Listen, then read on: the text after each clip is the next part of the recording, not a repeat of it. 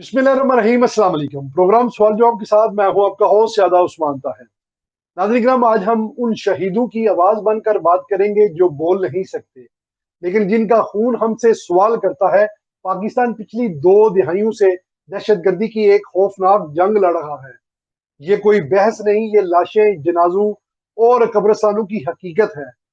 इस जंग में 80,000 से जायद पाकिस्तानी शहीद हो चुके हैं, जिनमें हजारों फौजी जवान और पुलिस एहलकार, मासूम शहरी, बच्चे, खवातीन और दर्जनों उलमा इकराम शामिल हैं। और अगर सबसे ज्यादा किसी सूबे ने आग ये झेली है तो वो है खैबर पख्तूनख्वा, कि भी वो सूबा है जहां मसाजिद में नमाज पढ़ते हुए लोगों को शहीद किया गया, मदारस को निशाना बनाया गया, उलमा को मिंबर रसूल से उतार कर गोलियां मारी गई, जनाजों पर खुदकुश हमले हुए, बाजार, स्कूल और इमाम बारगाह महफूज ना रखे। ये सब कहानियां नहीं, ये केपी के जख्म हैं।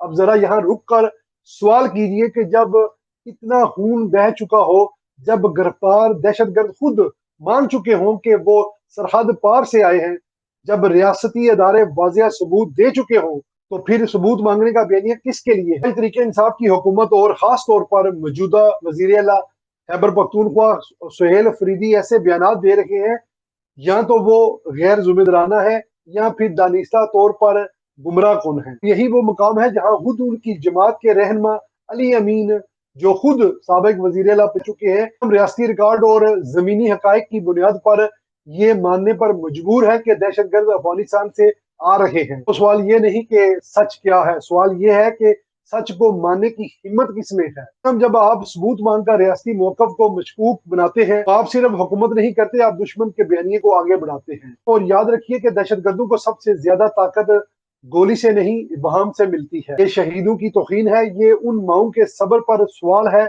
जिन्होंने अपने बेटे दफन किए, ये उन बच्चों के मुस्तकबिल से खेलना है जिन्होंने बाप के बगैर जीना सीखा। आज पाकिस्तान को कमजोर बयानिया नहीं, वाजिया मौकफ चाहिए, दोगलापन नहीं, रियासत के साथ खड़ा होना चाहिए।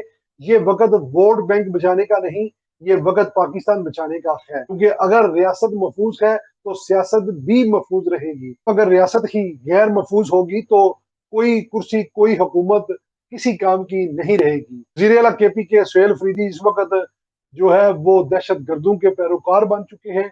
रियासत को इसके ऊपर जो है वो सख्त वक़्फ़ लेना चाहिए।